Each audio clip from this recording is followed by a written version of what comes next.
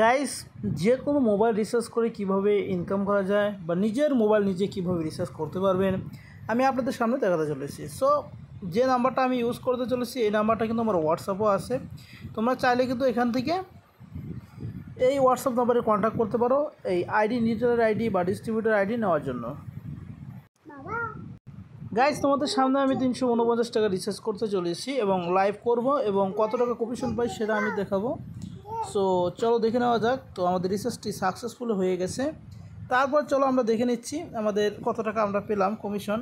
তো সেটা দেখার জন্য রিচার্জ অ্যান্ড হিস্ট্রি যে অপশনটা আছে এখানে ক্লিক করব।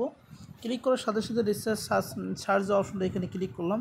দেখতে পাচ্ছ আমরা কিন্তু 349 টাকা রিচার্জ করে আমরা কিন্তু 11 টাকা কমিশন পেয়ে গেছি। 11 টাকা মানে 11.5 টাকা আমরা কিন্তু কমিশন পেয়ে গেছি। সো আইডি যদি তোমরা নিতে চাও তাহলে তোমরা সিম্পলভাবে আমাকে কন্ট্যাক্ট করতে পারো। যারা ডিস্ট্রিবিউটার আইডি নিতে চাও তাদের জন্য এরকম ইন্টারফেস চলে আসবে। সো অ্যাড ইউজার যে অপশনটা আছে এখানে ক্লিক করবে। ক্লিক করার পর তোমরা যদি ডিস্ট্রিবিউটার হও তাহলে তোমাদের রিটেলার ক্রিয়েট করতে হবে। রিটেলার ক্রিয়েট করার জন্য রিটেলার অপশনটি সিলেক্ট করবে। তারপর ইউজার নেমের জায়গায় তোমরা যে কোনো নাম দিতে পারো অথবা তোমাদের যে মোবাইল নাম্বারটা তোমাদের কাস্টমারের সেই মোবাইল নাম্বারটা দিয়ে দেবে। নেমের জায়গায় যা নাম থাকবে সেটা দিয়ে দেবে, মোবাইল নাম্বারটা দিয়ে দেবে, অ্যাড্রেসটা দিয়ে দেবে, ইমেল আইডি দিয়ে দেবে।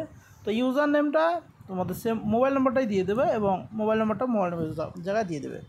সাবমিট অপশনে ক্লিক করলে অটোমেটিক তোমাদের যারা আইডি ক্রিয়েট করবে তার ওখানে তোমাদের আইডি পাসওয়ার্ড চলে যাবে। সো আশা করি সম্পূর্ণ বোঝাতে পেরেছি। এরপরে যদি কোনো কনফিউশনস থাকে অবশ্যই জানাবে। আর রিচার্জের জন্য বেস্ট অ্যাপ্লিকেশন সেটি আমার দেখা সে বেশির অ্যাপ্লিকেশন যেখানে বেটার কমিশন দেয়। সো কোনো রকম প্রবলেম হলে কীভাবে কী করতে হয় সেটা আমরা ডিসকাস করব বা আমরা বলে দেবো।